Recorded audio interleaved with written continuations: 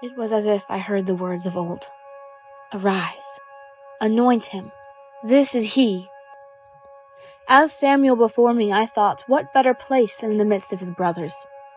I glanced around at his friends, Lazarus, Simon Peter, James, and the others. 2 days echoed through me. Did they not hear him? He told us that in 2 days he dies. He foretells his death and his kingdom in the same sermon. How could the two relate?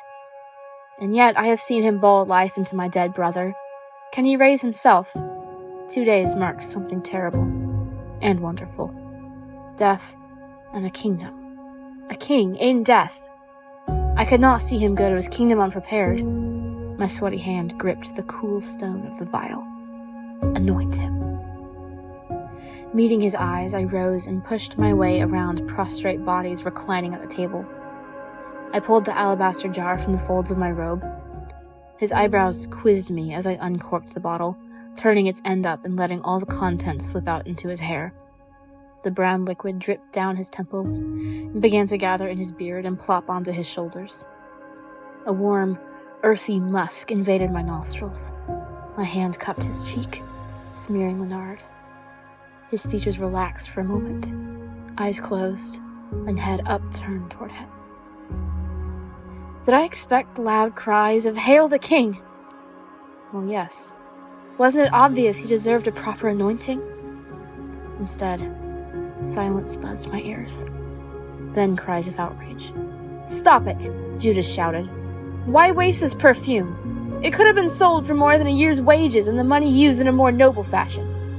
"Mary, what are you thinking?" Peter frowned and tried to grab the vial from my hand. My silent action condemned. My motives questioned.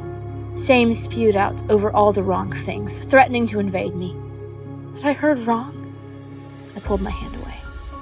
"Leave her alone," Jesus scolded. "Why are you giving her a hard time about this?" He reached for my hand once more and squeezed. "To me," he said, "this is beautiful. To the others, she has listened to me and knows I am soon to die. This perfume is for my burial.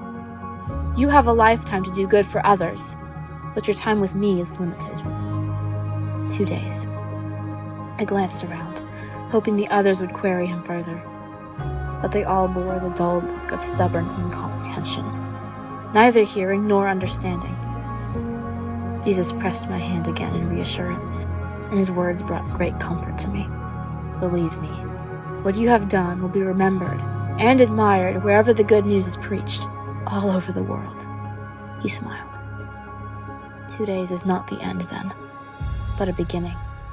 By my own hand, he is Messiah, God's anointed.